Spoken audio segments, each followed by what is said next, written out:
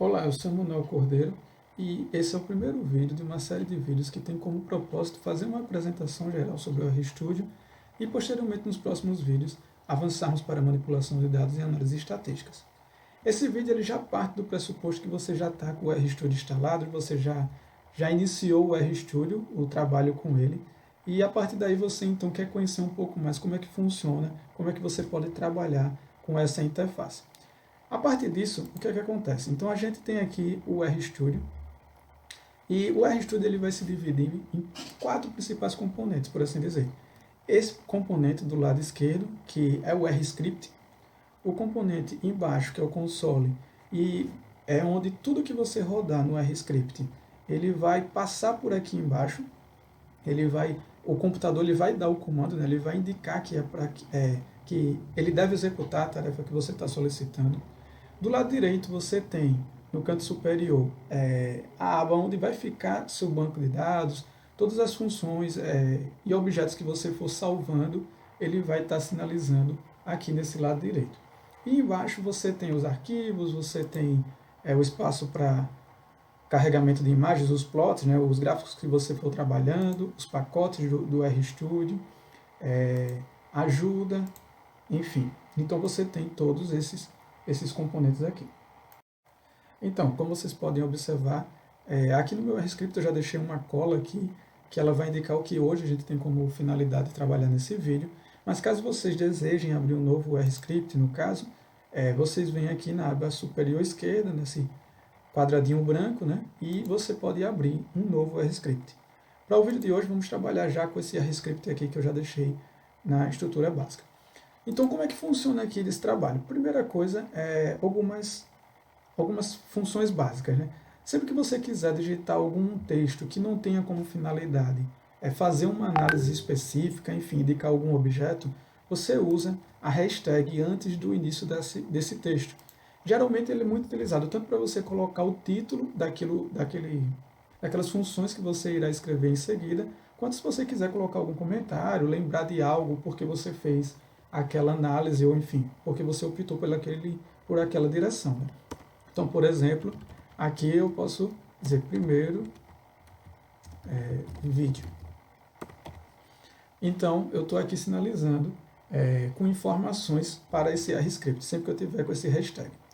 Uma outra curiosidade interessante é que eu posso colocar quantos hashtags eu quiser para sinalizar. Então, eu posso criar uma ordem, 3 hashtags, 2 hashtags e assim por diante. Mas eu também posso, após o texto, colocar outras hashtags. Sempre que eu fizer isso, observe que ele vai criar uma setinha aqui. Essa setinha é porque tudo que tiver embaixo, ele vai criar como se fosse um grande pacote dentro desse conjunto. E aí ele vai esconder tudo isso daqui. Depois eu abro e ele abre novamente. Isso é bem interessante quando você está trabalhando com um conjunto de linhas muito grande e aí você quer sintetizar essas informações. Então você quer dizer que aquele primeiro conjunto de análises faz parte, né, de um grupo, o segundo conjunto de outro, e você quer fechar uma parte dessas informações para diminuir a poluição das análises. Então isso daí é uma forma muito interessante para você trabalhar esses dados. Também é interessante observar que cada vez que a gente vai fazendo isso, vamos dizer, no decorrer do texto, esses títulos eles vão vindo para cá, ao lado direito. E isso daqui é interessante também para que a gente possa tornar isso mais organizado e mais fácil para buscar posteriormente. Né?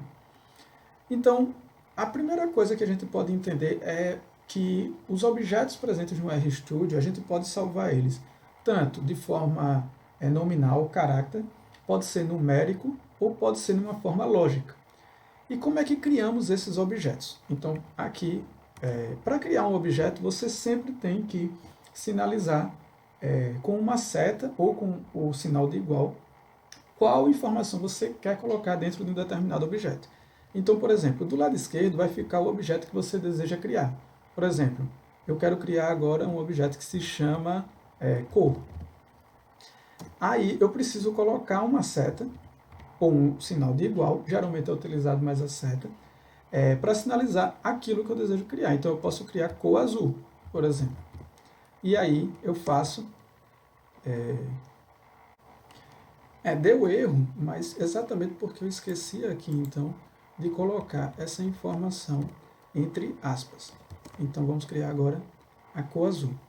Então, quando você estiver trabalhando com números, com caracteres, é importante sempre lembrar de colocar esses aspectos entre aspas, né? Por exemplo, nome. Então, Pedro. E é assim que eu vou construindo os objetos. Então, dessa forma, aqui eu construí o objeto X aqui embaixo. E nesse objeto eu salvei com o nome psicometria, que particularmente é a área que eu trabalho, né, e mais tenho afinidade. Para observar qual a classe que esse objeto pertence, se ele é numérico ou se ele é um caractere, por exemplo, eu digito aqui classe e coloco o objeto ao qual eu quero observar que classe ele pertence. Então aqui embaixo ele vai me responder, ó, ele pertence a um carácter. Mas eu poderia também ver qual objeto que pertence cor.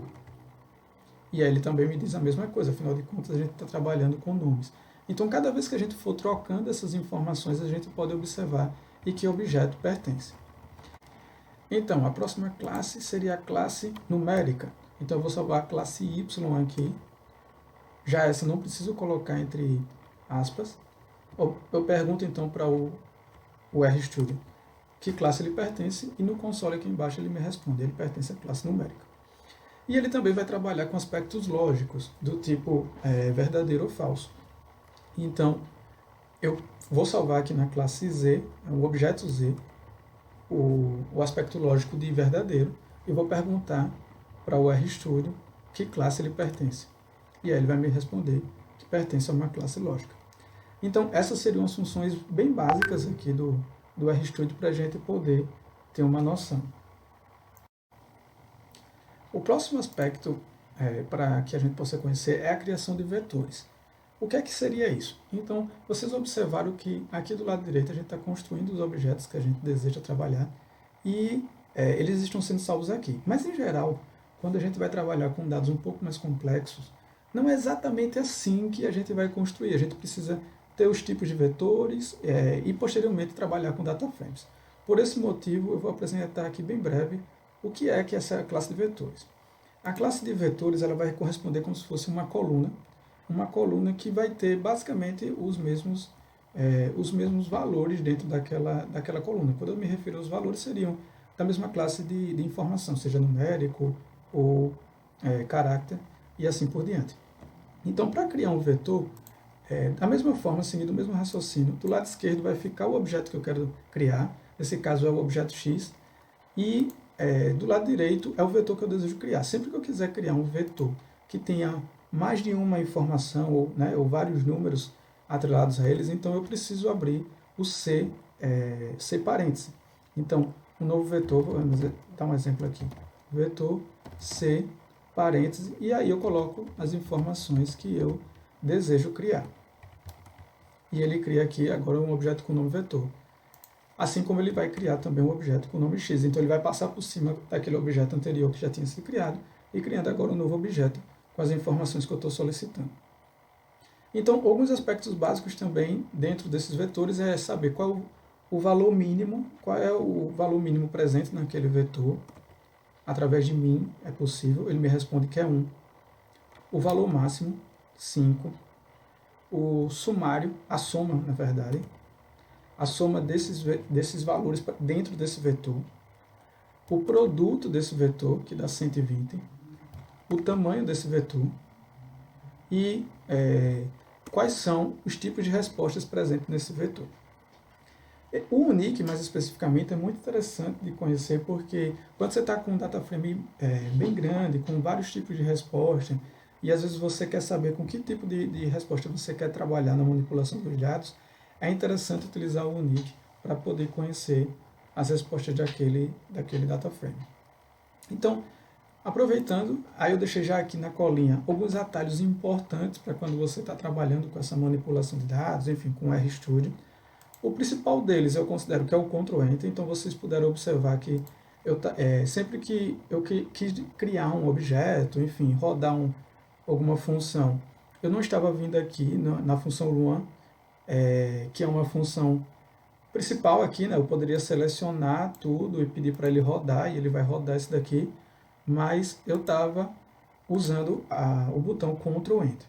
Então, o Ctrl Enter ele cria essa, ele faz a mesma coisa que essa função Run. E uma outra função bem interessante é o Alt mais o tracinho que fica em cima do teclado, porque ela já cria a seta. Então, quando eu aperto o Alt mais esse tracinho, ele já cria a seta, eu não preciso toda vez fazer essa setinha manualmente, né? Então, como eu comecei a explanar, o RStudio ele vai ter diferentes tipos de formas de salvar esses objetos. Uma dessas que eu estava apresentando aqui é o vetor. Mas eu também posso salvar esses objetos na lista, eu também posso salvar esses objetos em matrizes, ou eu posso salvar esses objetos em data frame. Data frame, em geral, é a forma que é mais utilizada para trabalhar com banco de dados maiores. Por quê? Porque basicamente ele compila todas essas informações de vetores e matrizes. Porque os vetores ele vai corresponder basicamente a uma coluna daquela informação. A lista ela pode ter vetores de diferentes informações, mas fica complicado você manipular ou trabalhar com essa lista.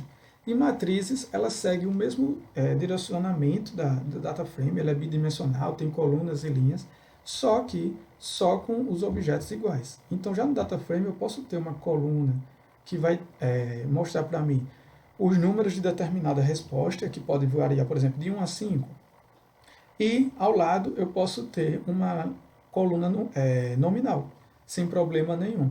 Então, por exemplo, se eu estiver trabalhando com a variável, deixa eu ver, escolaridade, então eu posso ter números ali, 1, 2, 3, 4, 5, ou posso ter ela nominal, né, ensino fundamental, ensino médio, ensino superior, e em seguida também ter as colunas correspondentes às respostas das escalas que eu estiver trabalhando, ou das perguntas que eu estiver aplicando naquela pesquisa, né?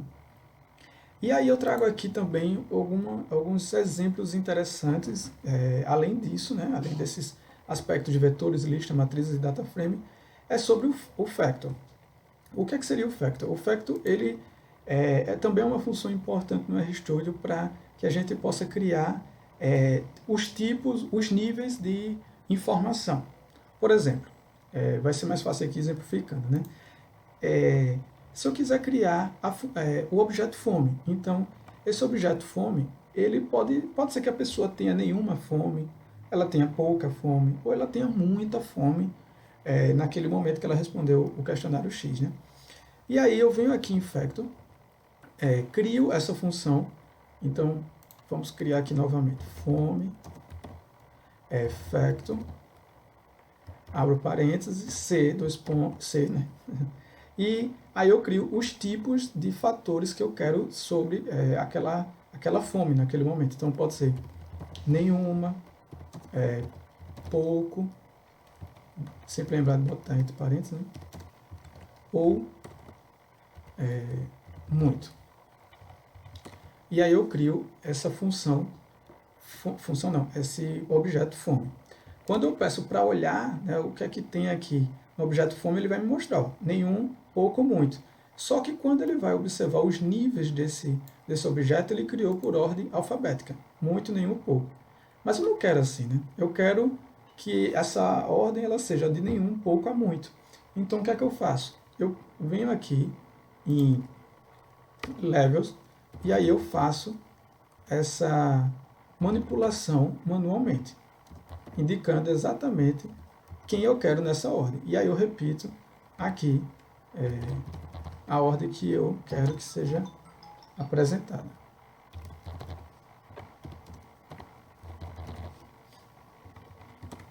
Então, nesse momento a gente criou a ordem, e aí quando eu peço para olhar novamente, observe que está em nenhum, pouco ou muito.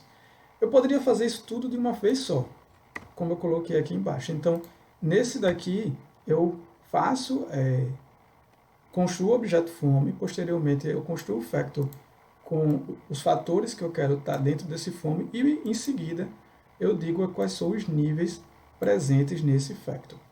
E aí, enfim, a gente vai chegar ao mesmo local. Isso é bem interessante, eu deixei aqui como exemplo, isso daqui é bem interessante para quando a gente está trabalhando, por exemplo, com sexo.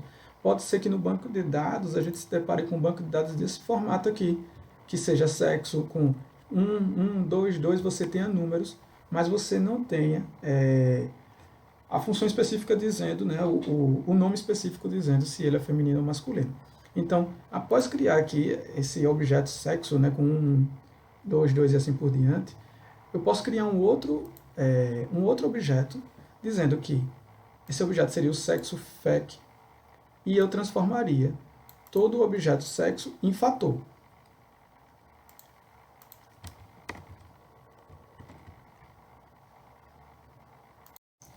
Então, após transformar esse objeto sexo em fator, aí como a gente vai poder observar aqui embaixo, ó, ele vai apresentar os níveis, tem 1 e 2 níveis, mas se eu quiser transformar agora em feminino e masculino, então eu venho novamente aqui em Level e eu faço a construção desse fator manualmente.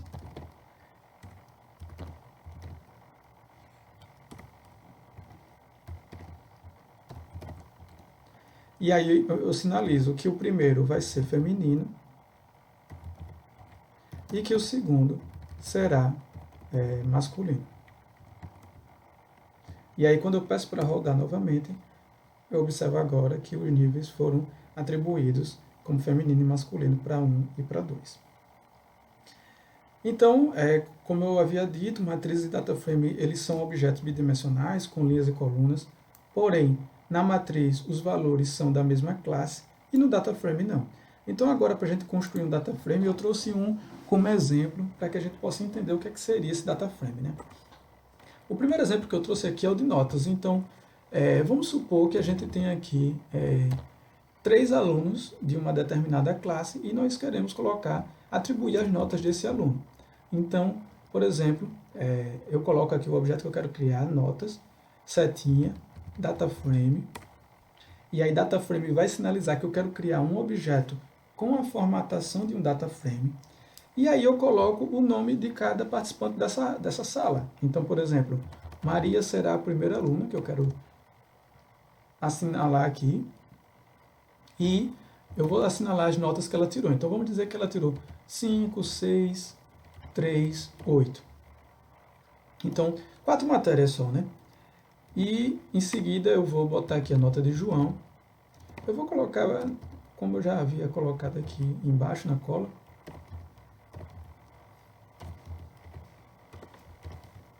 E posteriormente eu vou criar o de Pedro. É interessante observar que quando eu estou criando esses dataframes ou trabalhando com esses objetos, eu sempre estou e tenho que colocar uma vírgula para que eu separe os objetos, no caso do dataframe, né?